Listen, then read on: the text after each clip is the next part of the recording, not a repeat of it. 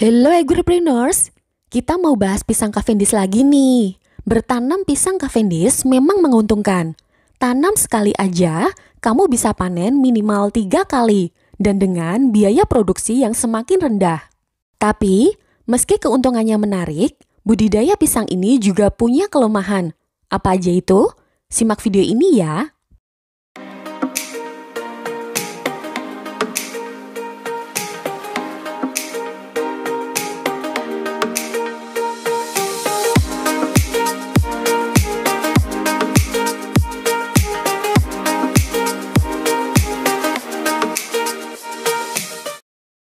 Buat agripreneurs yang ingin menanam pisang Cavendish, jangan sampai terlewatkan penjelasan dari Mas Bani kali ini.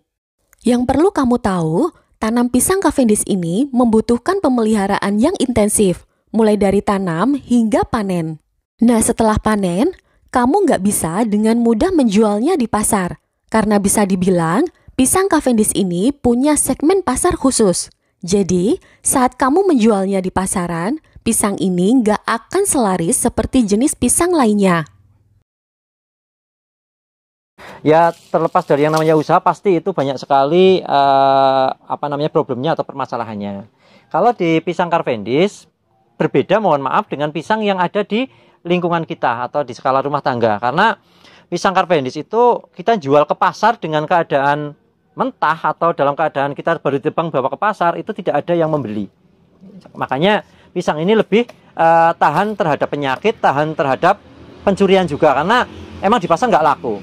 Nah, itu sehingga kelebihan pisang Cavendish di situ. Kemudian kendala yang kedua itu emang perawatan kita harus lebih intensif. Pokoknya tidak boleh melewatkan waktu. Sebagai contoh misalkan karena kita untuk perawatan salah satunya adalah perawatan montong atau jantung. Jantung di sini itu harus benar-benar dirawat dengan benar.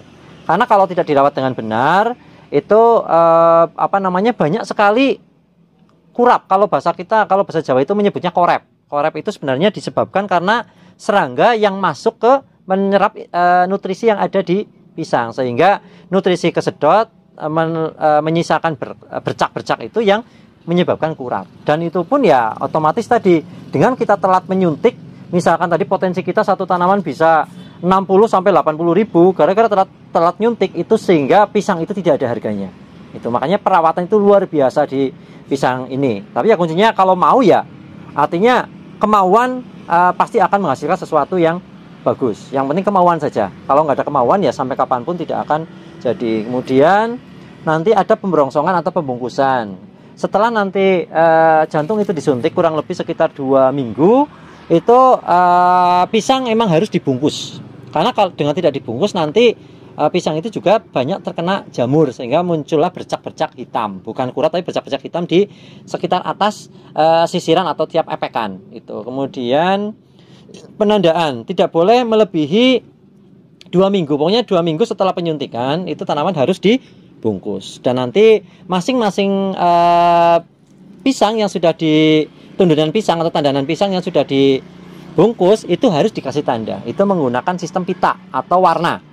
Pita warna itu patokannya adalah sebagai masa panennya. Kita bisa menghitung dengan misalkan untuk minggu ini menggunakan pita putih, berarti 10 minggu yang akan datang berarti kita panennya adalah pita putih. Itu gambaran pisang Cavendish. Kuncinya satu, yang penting di pisang Cavendish itu adalah perawatan dan pengontrolan. Kalau kita perawatannya bagus, pengontrolannya bagus, kemudian manajemennya bagus, saya yakin pisang Cavendish itu salah satu budidaya yang paling mudah. Pokoknya kuncinya kalau yang namanya pisang, selama pisang di situ itu tumbuh, pasti pisang Cavendish itu bisa ditanam. Itu aja mungkin dari saya sebagai pengantar.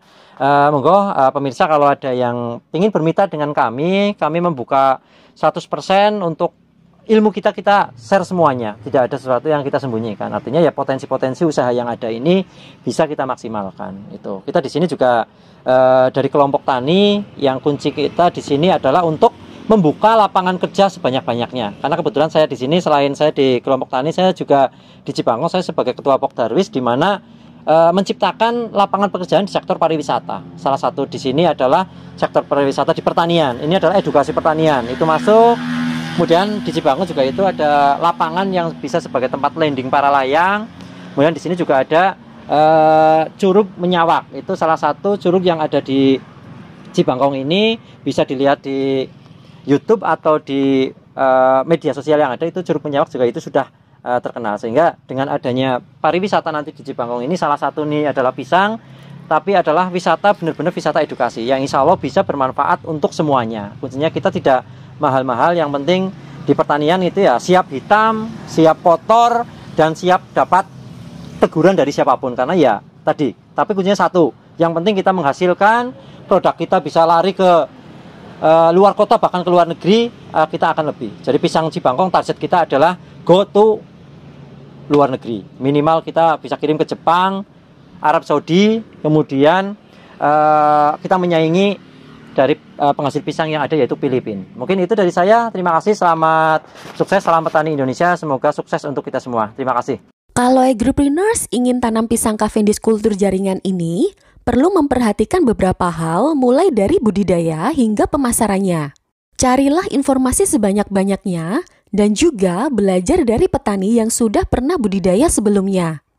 Semoga bermanfaat info kali ini. Jangan lupa like dan juga share videonya. Jumpa kembali di video selanjutnya.